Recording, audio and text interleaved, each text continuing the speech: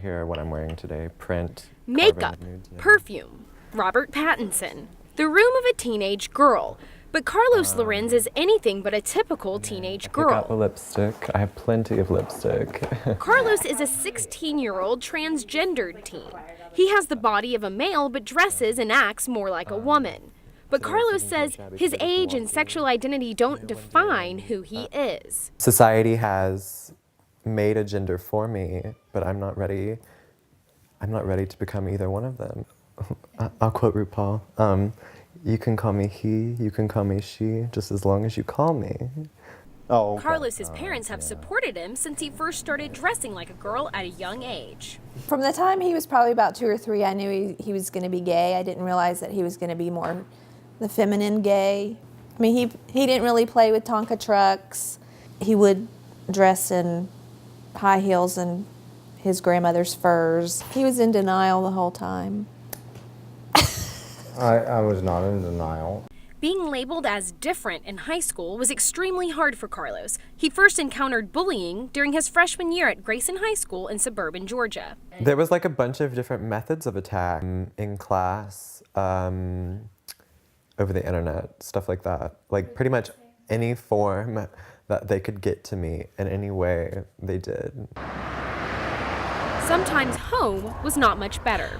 Neighbors who didn't understand Carlos left pamphlets discouraging homosexuality in his mailbox. Carlos's dad, a county police officer, found these messages very offensive.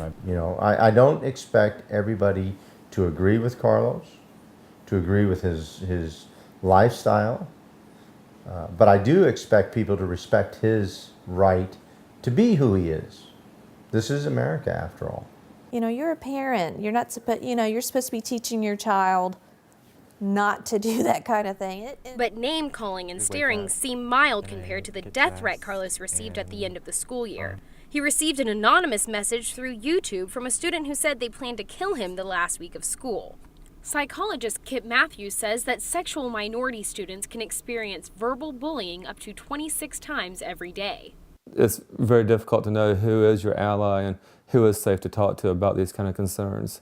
And so, as a result, they just mainly keep to themselves. I like to change it up a lot. True to his personality, Carlos did not react like most. Exactly, I wasn't really scared. I was kind of more bring it on, I was kind of like, all right, let's do this. With mom and dad? So this is when he was a year old. Okay. Of course, it's still hard for Carlos's parents to see him teased, but they stay optimistic. If you don't laugh about it a little bit, I guess the only thing left is you're going to cry about it. Notorious. Carlos dropped out of high school after 2 years. YouTube, which was once a threat to Carlos, is now another way he expresses himself. Carlos says he's confident with who he is and doesn't want to have a sex change. He plans to enter the world of high fashion and be a makeup artist, and he says he won't let his gender identity get in the way.